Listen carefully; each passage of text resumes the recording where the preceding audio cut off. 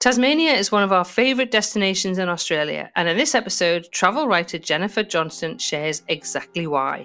Plus, get her top tips for first-time visitors. Hi and welcome to the Global Travel Planning Podcast. I'm your host, Tracy Collins, who with my expert guests will take you on a weekly journey to destinations around the globe, providing travel inspiration, itinerary ideas, practical tips and more to help you plan your next travel adventure.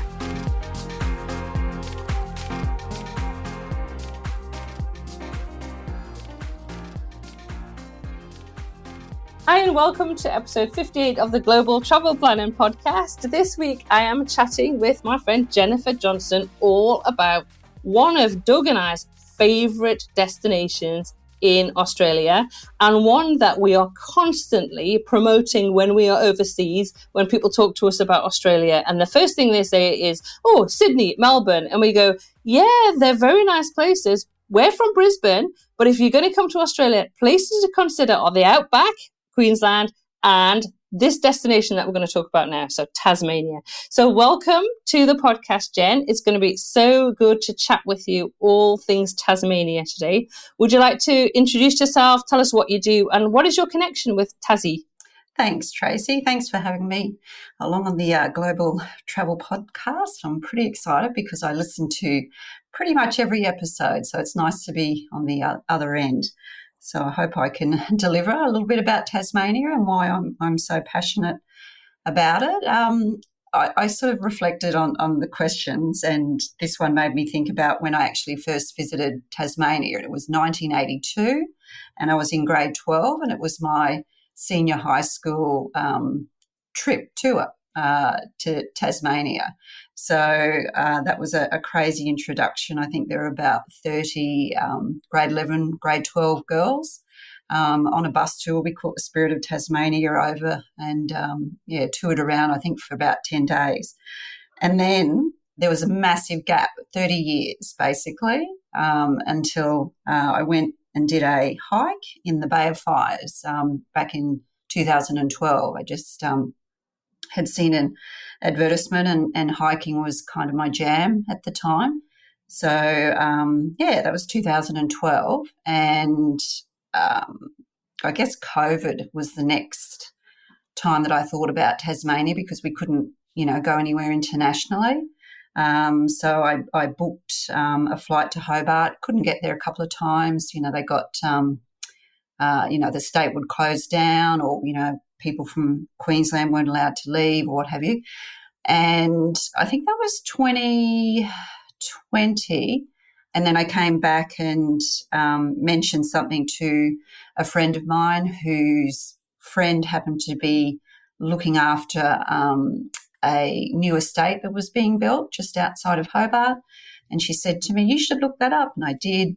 And one thing led to another, and I ended up investing in some real estate down there. So I try and get down there about every two to 3 months. And, the reason I've done that is I'm pretty much almost an empty nester. And I thought Tasmania would be a great place for me to go down and just explore more of. So. And it's an amazing destination. It really is. I think Tasmania is it honestly captured Doug and I's heart when we went. We've only been once so far. We were there for 3 weeks and we loved it. And this is a few years ago now, and we still talk about Tasmania. I was like, oh yes, we must go back and explore more. So if anybody is listening to the podcast and kind of wondering about what's the best way to describe Tasmania, or how would you kind of encapsulate it in 3 words? What would you say? 3 words is hard, but, I'm a travel writer, so I probably am, struggling with just finding 3 words. But I thought relaxing, because every time I go down there, everything just seems to slow down. Another word is magical. The Tourism Tasmania team have got this catchphrase, come down for air. And that's exactly what, you do when you go down there. Everything just feels fresh. Uh-huh. The light is amazing. So that's why I say magical. And then the other one, probably crossing over a little bit, is breathtaking. Once you leave the city, No, I was going to say, I think there's a great words, and yeah, and exactly when you get out of the city, it truly is. There's so much that is breathtaking about Tasmania, isn't there? There is. There's history. There's landscapes. There's open spaces. There's wilderness. There's producers. But anyway, we'll get to those. Yeah, I have to say, you've just mentioned a couple of things just in those words that you've used that kind of struck me, and one is the light.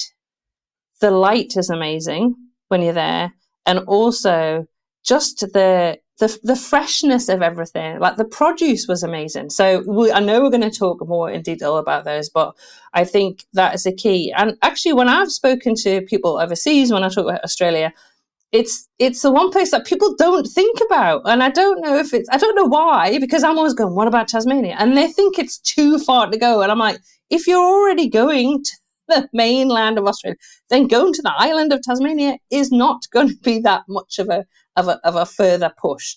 So and I know when international visitors do make the effort, they can't stop talking about it.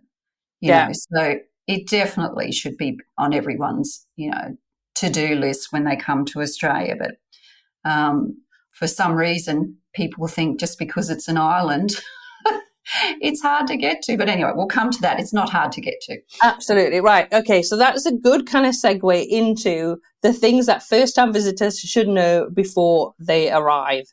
So what are the things that you'd say you need to know about Tasmania? Definitely that it's a lot fresher down south. And I mean, I know I'm speaking and you're speaking from someone who lives in Brisbane. So, the temperatures are more mild. But yeah, even in summer, it can actually get really, really fresh in Tassie. Basically, the next piece of land is Antarctica. Which is quite a bit away, but when you sort of realise how far south it is, and you look at the longitude, like where it is to New Zealand as well, it's fresh. So that's one thing. The other thing I think it's important to consider is the Indigenous history. The Palawa people. There's a lot more education about their history, and it's not a very pleasant history. There's been a lot of focus on their language because it was something that was actually being lost because there were so many that were wiped out. But there's a resurgence in the language, and I really like going to any events and cultural sessions that are on, say, at the art gallery and the museum in Hobart. It is cooler than you may expect if you're thinking about Australia, because often people think of, Australia, hot, at the beach with your flip-flops, swimming costume and doing a bit of surfing. And while I guess you can do that in Tasmania, because the beaches are beautiful, it is cooler than you will experience other places in Australia. Though I will mention, when Doug and I went, we were there in January, and I think it was the hottest January they'd had forever. It was incredibly hot, which was not good for the animals actually on Cradle Mountain. I think they were really suffering from it. So I think that was unusual. But I remember when we're driving around seeing all these signs saying, for the winter, beware of ice, which is clearly something we don't really get in Queensland at all. No. And then also you mentioned obviously the kind of cultural awareness when you go to Tasmania about the Indigenous history and culture in the island, which is really important to have an understanding of or to learn about when you go. So what other things would first-time visitors kind of need to know when they or expect when they go to Tasmania? Yeah, the distances, they're not far. Like I always think, and I'm comparing it myself to, Queensland, for us to drive to the top of the Cape, up to the Cape, it's 2 days maybe? Yeah. Yeah. You can drive, like if you come off the Spirit of Tasmania into Devonport, which is sort of in the central north, you can actually drive to Hobart down in the south and be there within 3 hours. So the driving distances aren't as fast, but the road network is not, like they call them a highway, but really a highway is a single lane either way. You will get some highways around, the cities of Launceston and Hobart, but mostly when you go out and start like travelling up to the north in the central area to say Cradle Mountain, the highways are single lanes. So you've got to be prepared for that, that you won't be needing to go fast, but, be aware that it's not, 100 and 120 kilometre highways like we are used to around the rest of Australia. Yeah, so I think you can kind of build your itinerary around kind of small trips over a day. So it doesn't take you a whole day to drive somewhere. And I know we did a 3-week drive and itinerary around the island, and it was lovely because it wasn't all, sometimes you do trips. My other favourite thing to do in Australia is the Queensland Outback, but there you're talking about some quite serious driving times. Tasmania, you don't have that, so that's really good. Is there anything else you would say would be good for first-time visitors to consider? Yeah, first-time visitors, my suggestion is not to try and do everything, and I mean, this applies probably to pretty much anywhere that you go to. But, if you're going to fly in, and you're going to choose either Launceston or Hobart to fly into, I think you can fly into Devonport as well, or get off the Spirit of Tasmania. You probably want to concentrate in a region over trying to do the lap of Tassie is what they call, unless you're prepared, with, say, 2 to 3 weeks. But, if you can just base yourself somewhere and, like you say, do day trips, I think you're going to find you'll enjoy it a lot more and get a lot more out of it, and you won't, come back feeling exhausted. That's a tip, I would suggest. But then if, you have your heart set on seeing as much as you can because you think you might only come once, then, try and choose some of the places that are really the standout places, depending on what your interests are. So if your interests are outdoors and adventures, there's lots of activities and mountain biking and hiking and getting on the water. But if your interests are more wineries and gin distilleries and, food tasting, there's places like the Cradle Tasting Trail, which is absolutely amazing. And, I've done it a couple of times, and there's like every time I go, last time there were 28 producers on the Cradle Tasting Trail. Next time there's like 33, 34. They just keep popping up, and I don't know if there's an accreditation or something to be part of the Cradle Tasting Trail, but it's one of the places that, you could probably spend at least a week and still not have done everything. And, when you mentioned that, my mouth started watering because I immediately started thinking about the raspberries that we had when we were there last Christmas, and the cheese that we had, and the maize and potatoes, and the big standout for me is the cherries. So doing that food trail, honestly, 100% recommend it. So if you were going to say to somebody, like starting out planning our itinerary, what would be the kind of top 3 to 5 experiences that you would recommend? And I know there are some things which will appeal to, if you're interested in history or if you're interested in outdoors, but what would you say would be kind of the 3 to 5 places or experiences you'd say, include these are amazing, don't miss these? Yeah, I'm probably a little bit biased towards the islands. Because I think they're unique. I know Tasmania is an island, but they've got Bruny Island, which is in the south. It's a fantastic day trip experience. You can go on a tour, or you can go independently if you've got a car. You catch the ferry from Kettering. They've actually got a tasting trail as well. And it's just a beautiful day. Like, I've taken many trips with many different people. I've also done a tour independently. One of these days I'd love to do, there's a walking trail on Bruny Island. So that's one. Maria Island is another, which is, that's one where if you're a hardcore hiker, you can really do some amazing hikes. Bishop and Clark is quite for those that really like a sort of grade 4 hike. I've spent only a day there, but I've had friends that have stayed over. There's a accommodation bunk, dormitory style accommodation in something called the penitentiary. I've also known someone who's taken, their tent in their backpack and camped there for a couple of days. And it's just really diverse, and it's where you will see hundreds of wombats, Wow. just grazing the ground. And it's amazing. And it's very easy to get to. It's a ferry ride just from Tribunna, I think it is. Another one, and I guess I'm sounding like I'm basing myself around Hobart, but the Huon Valley is gorgeous. It's 20-minute drive from Hobart, and it's got the town of Franklin, which is, an apple-producing town. So there's places where you can stop and get cider and apple pie. Geeveston is really interesting. They've got a lovely little river walk there. You go a little bit further and you come to something called the Hastings Caves, which is a really interesting tour. You can go down and see some caves. And there's thermal springs there as well.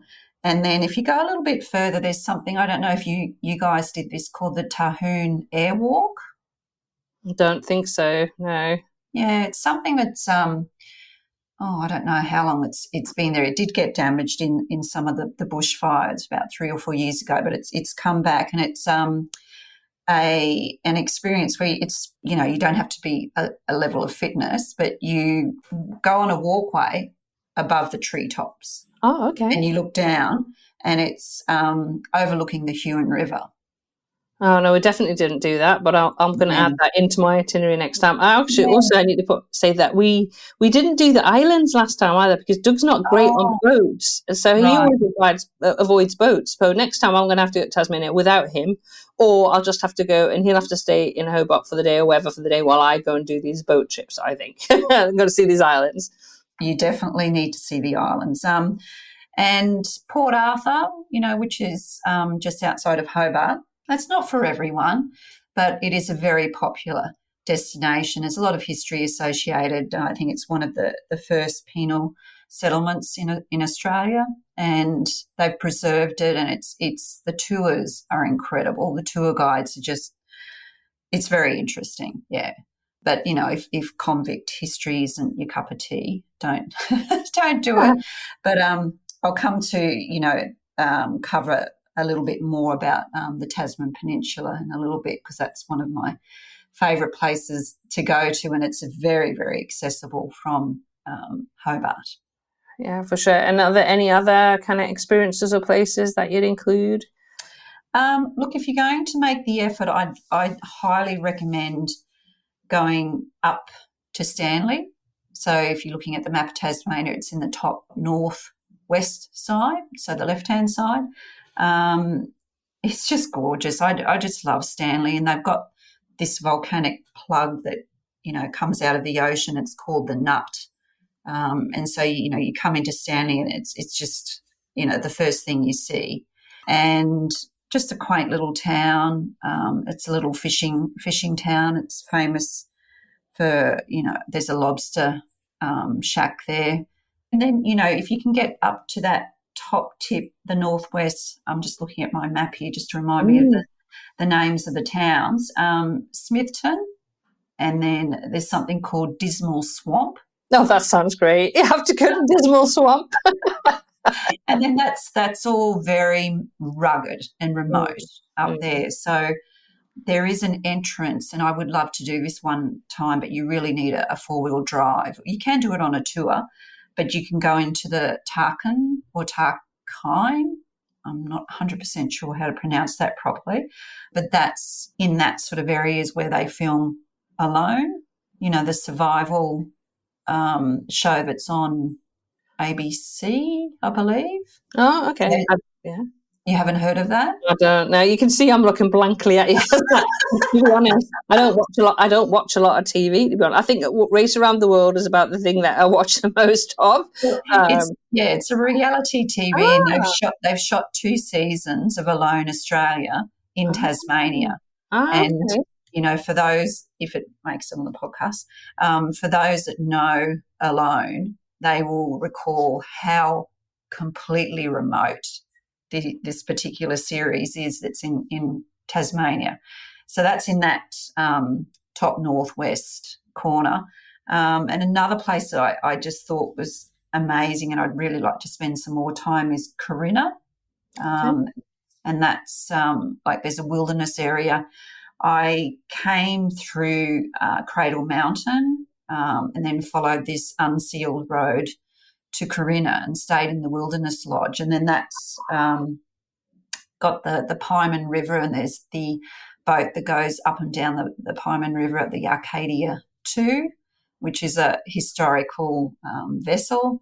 And it's just like the time I was there, I think it was in the middle of winter. So the Arcadia was actually out of the water and being serviced, which it happens once a year or something. And you can do kayaking on the river. But because it was so cold, the guys said, no, we're not putting the kayaks out. So, yeah, that was annoying. But anyway, lots of incredible hikes, and I don't think I saw a soul, which is a little bit scary. But, yeah, just an amazing place, Corinna.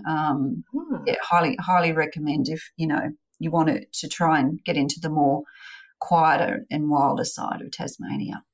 Wow, that's amazing. Well, you've given me some ideas for our next itinerary. We did Hobart, Port Arthur, Peninsula, and then we went up to now I'll probably pronounce this completely wrong. Freycinet. Look, I say Freycinet, but I've heard people say Freycinet.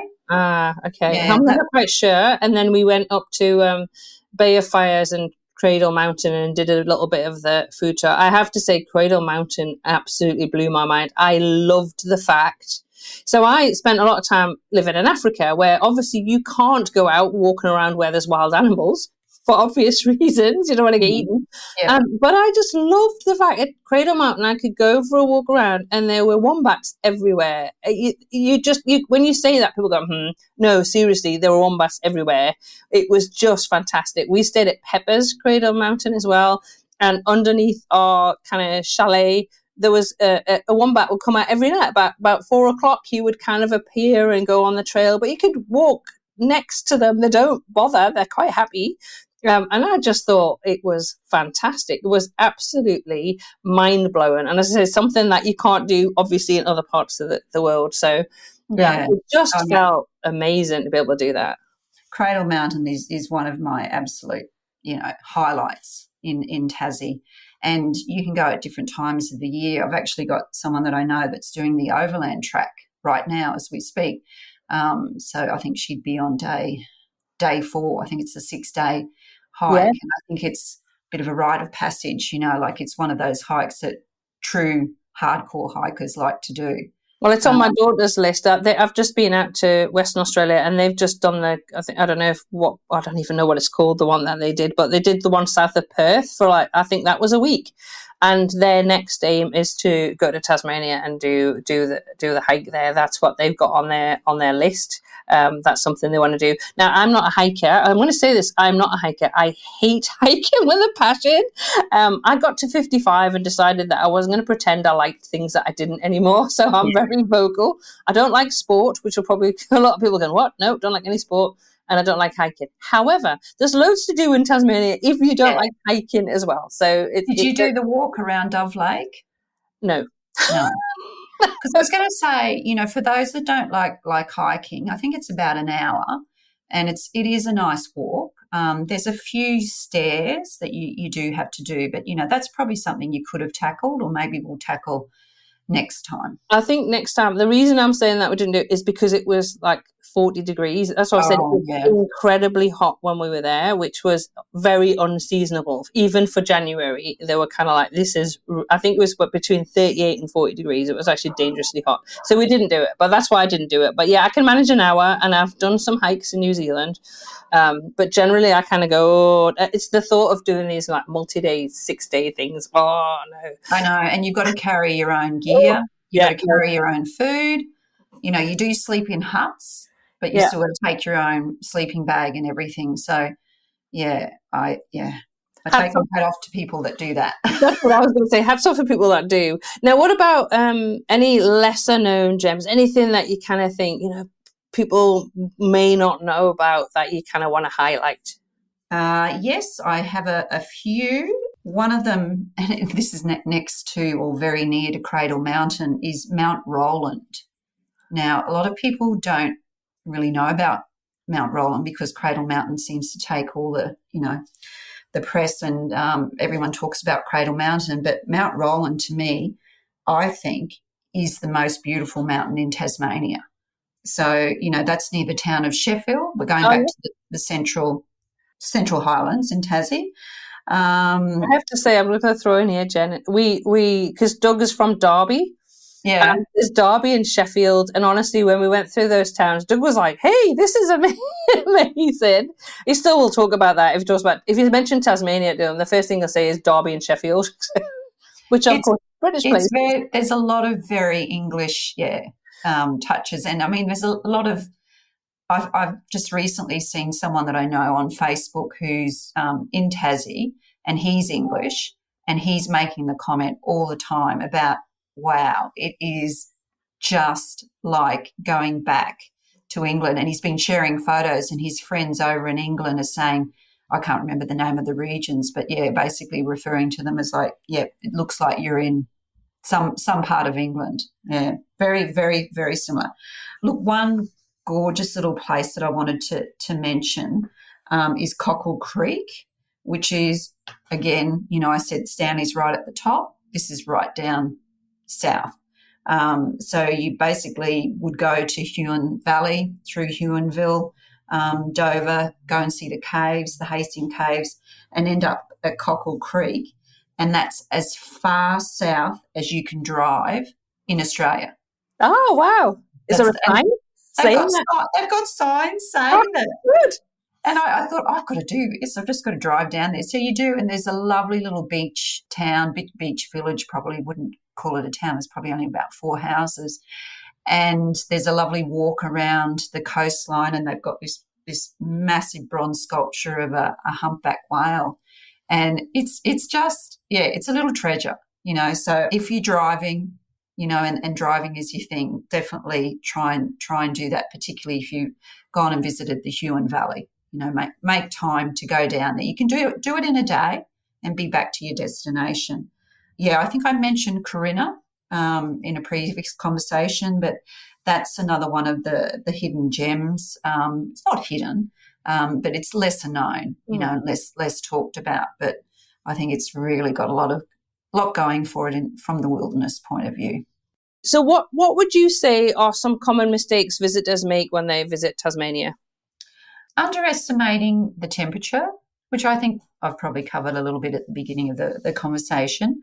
The state is actually, it's small, and I've also probably mentioned that, in the driving distances aren't that vast.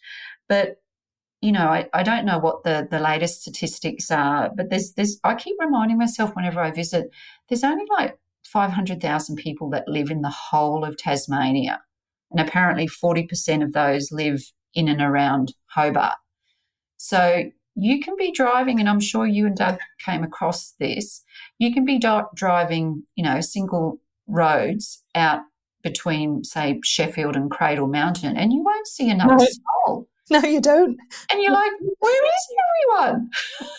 In fact, I remember we drove from Launceston back down to Hobart to the airport, and we took I think it's like the central road rather than going the kind of scenic road. Yeah. And I think we drove for about an hour and a half. I don't think we saw anybody. It actually started to freak me out a bit. I was like, are we on the right road? Is there anybody else here? And I think we were working on the road at that time. So there was like bits of kind of bitumen, and then there was bits of where there was just stones, and they were working on it. And so we kept stopping and starting. So we did see kind of workers on the road, but we didn't see any cars for ages. So I know. It just blows me away. There's been so many country lanes that I've gone down, and I'm like, oh, there's no one. And then, like I don't know the road, and I'm just winding around and, trying to just take my time. And then all of a sudden, probably a ute, and probably a local, comes right, and I'm like, I'm just going slow because I don't know the road. But yeah, that's what I love. So that's one of the things is just be reminded that, it's a small population. And, I always keep in mind that some of the accommodation experiences are so remote but so amazing that you just really need to give those business owners as much, of a rap that you can, whether it's on social media or, platforms that you've got. Yeah, because they're all, struggling. And I think since COVID, they're not getting as many visitations or visitors because people now are going overseas, whereas during COVID, a lot of them were coming, so I've noticed people saying that, like in the more remote places, not necessarily in the capital cities. Yeah, that's a good point. And I think that's another reason to kind of get out there and tell people around the world that listen to the podcast, because we have listeners all over, is come to Tasmania. Go and visit Tasmania.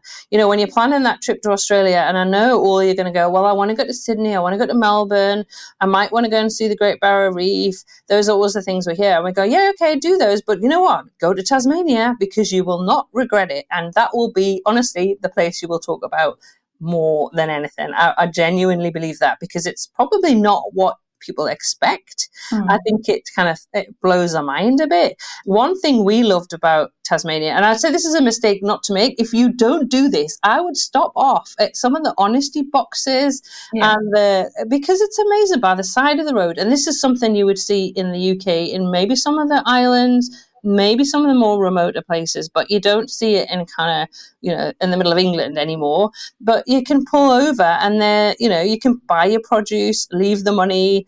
They have, I couldn't believe it. There was fridges set up at one place where you go in the fridge, take out whatever it is you want, leave the money, and off you go. And that is fantastic. It's a wonderful, it's such a great concept. And the Bruny Island baker has become famous for his fridges that he stocks with fresh bread every morning. It's been a massive social media hit.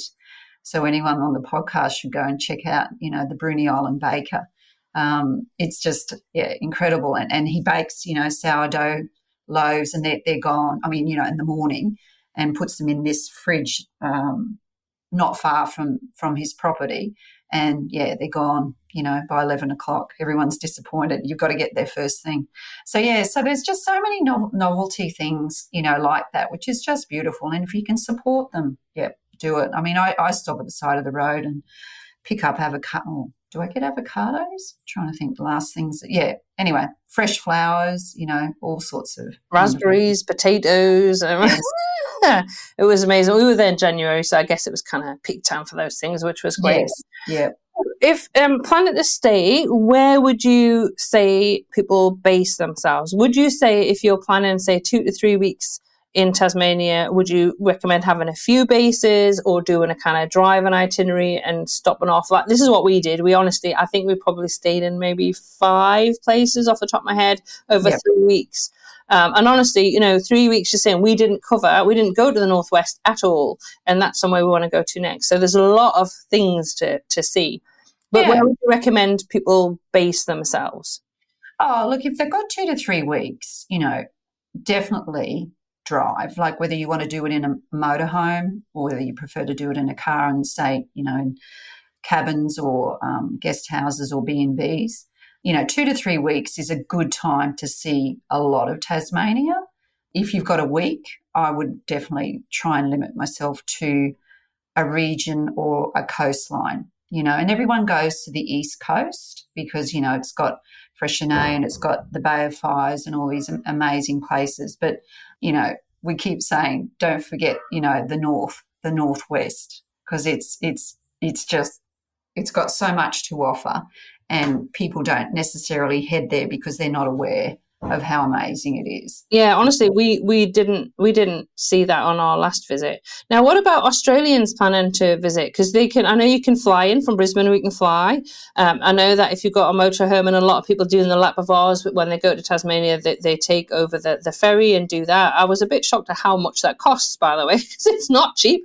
It's all done on size. So if you've got a motorhome, you're obviously going to be paying a lot more. And if you've got a big Prado or, big car and a van, it's a lot more. I did check in with a friend who did it and spent 3 months there last think it was, no, 2 years ago, and they paid, I think it was over 2,000 to take their car and their van over in December and then come back in, say, April.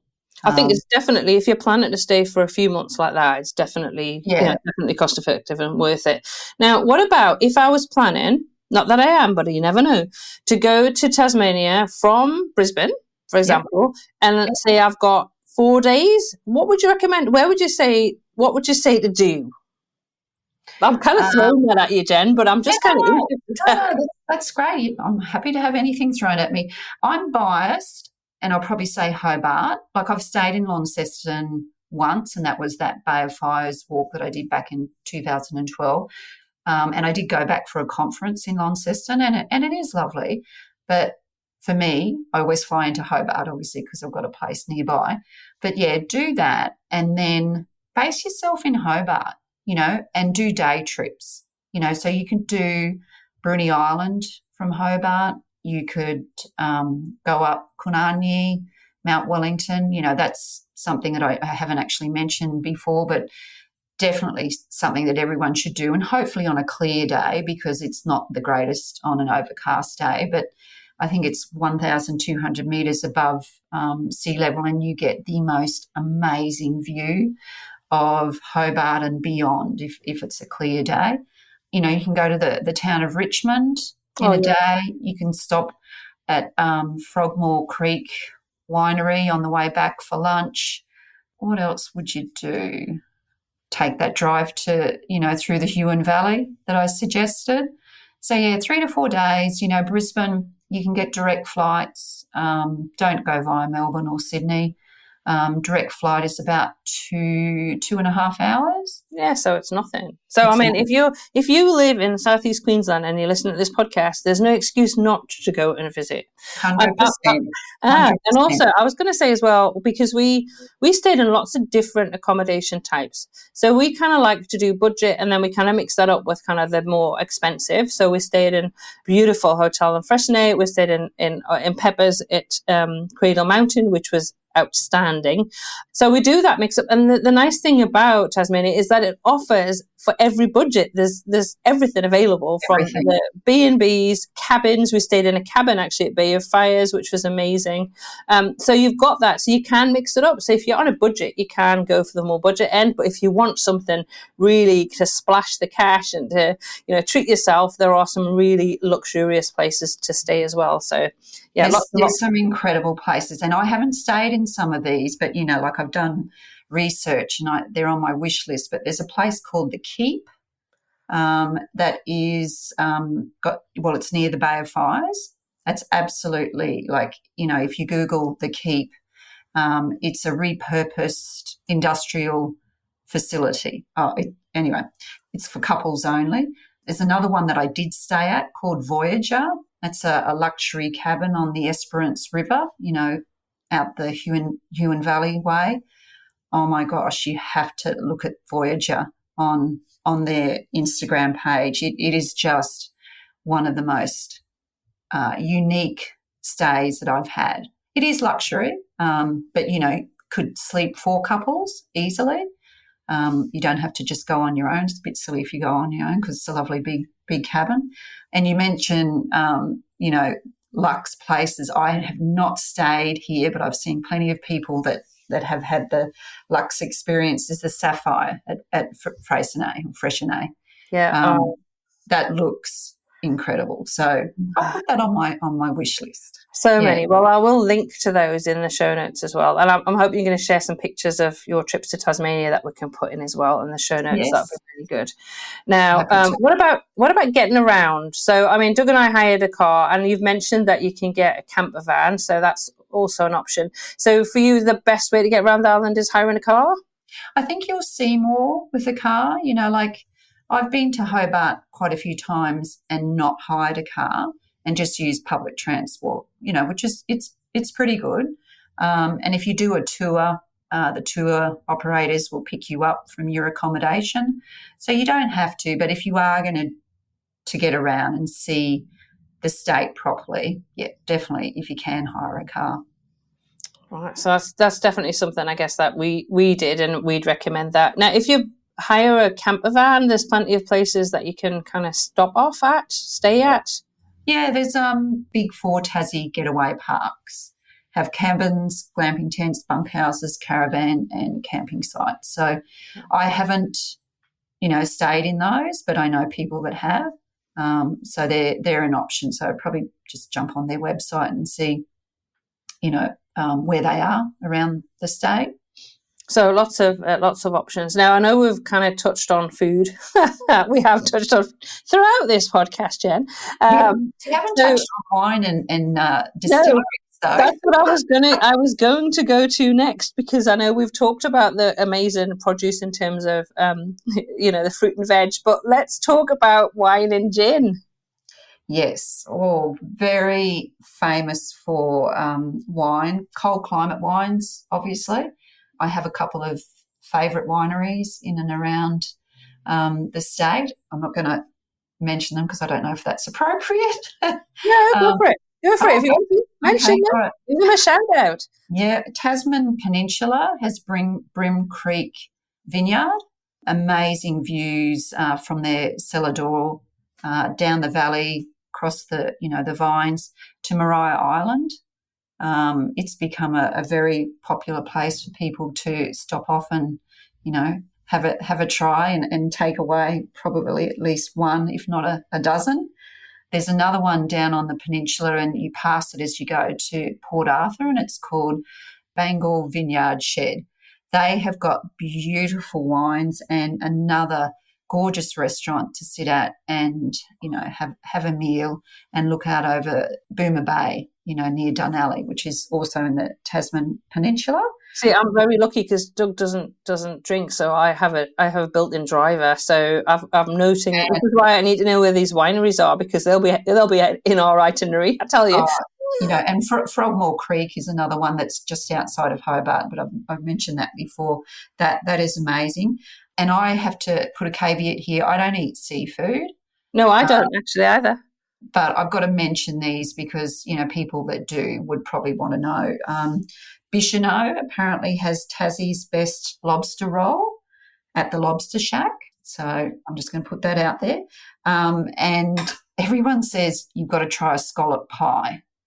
Tasmania is famous for its scallop pies, and I'm sorry I haven't, but anyone that is listening to this podcast that likes scallops should definitely try a scallop pie. I'll have to say we did try one, because I don't eat a lot of seafood. I'm very, very picky eater, but I did try the scallop pie, and Doug did too, and we can attest they are definitely worth trying. There you go.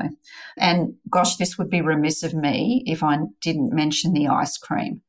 They have, I think, the happiest cows in Tasmania, and they make the most creamiest, delicious ice cream. So my pick is VDL, which is Van Diemen's Land ice cream, and you can stop at their factory on the Cradle Tasting Trail in Cradle or near Cradle Mountain. But you can actually try their ice cream when you're in Hobart down on the waterfront. They've got a floating shop, so you walk, it's there and it's got all the flavours. So VDL, but I have found another one called Valhalla, which comes a pretty close second to amazing ice cream. So, yeah, beautiful. And like if you, go to the Huon Valley and you have apple pie, you're going to have beautiful, fresh, scoop of ice cream with your apple pie. Oh, well, you'll have Doug on that because he loves his apple pie. We're going to head to Stanthorpe in a few weeks because guess what? Apple pie at Sutton's. Apple pie, yep. It's his favourite. And, of course, I'll be heading to some of the wineries.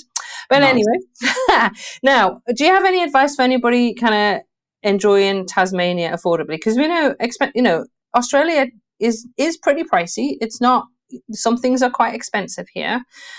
So what about kind of doing anything free or any local markets or anything like that you would recommend to help with people's budgets? Yeah, I mean, the Salamanca markets are a go-to every Saturday in Hobart, but I wouldn't say, they're on the budget side. But, you can find fresh produce and craft and things like that. But there is a market in Hobart on Sunday, a farmer's market. And budget-wise, if you go to the national parks, you've got hiking, which doesn't cost anything. However, you do have to have a national parks pass to visit, the national parks, but that's a fairly inexpensive thing. So that's something you can do that won't cost a bomb. I have found, a few walking trails around Hobart that you can do obviously for free. There's a lovely little quiet walk called the Rivulet Walk that takes you the back way to Cascades Brewery, which is something worth a visit. You don't even have to like beer to go there, but it's a historical place and it's a beautiful old building. I haven't stayed in these places, but my son has. There's a couple of youth hostels, in the city that are great, good location, nice and close. When I first was going down, I'd stay at accommodation called the Alabama Hotel, right in the middle of Hobart CBD, and it's a basic room and shared bathroom. But if you want to be in the heart of the city and not spending hundreds and hundreds of dollars, it's a really great option. And they've got a lovely little bar and coffee sort of area, lounge that you can relax in, and people from the general public can come in and sit in the lounge as well and just enjoy, a place to chill out. I think it gives some ideas. And like we said, that you can look at different accommodation options to kind of save a little bit. You've got a lot of produce that is for sale that, like I said, the honesty boxes, the fridges, again, which, are good options as well. Yeah. But it's always good to kind of keep those sorts of things in mind. I'm just thinking if my daughter goes, she'll be looking at how much she needs to save up to go and do a hike. That's the Three Capes hike. Actually, we were talking about that, wasn't it? It's the the Three Capes hike's pretty amazing. You can do the Three Capes hike with a walking company where they take your pack, and all you need to do is they don't take your pack. Sorry, you stay in nice accommodation. So all you need to carry during the day is just a day pack, or you can do it through Tasmanian Parks and Wildlife, and you have to get onto their website and actually book in advance a position, because they only allow a certain amount of people in on a certain day, because there's obviously only a certain number of beds in each hut that they've got to stay in. But that's a much more economical way to do it. But if you do it that way, you've obviously got to take your own pack and your own food. Yeah, it's good to know that there's options though. Now, what about kind of social norms, behaviours visitors should consider when exploring the island? Yeah, one of the things I feel is very important, and I've noticed doing a few tours, more tour operators are doing this, is acknowledging the traditional custodians, the Palawa people.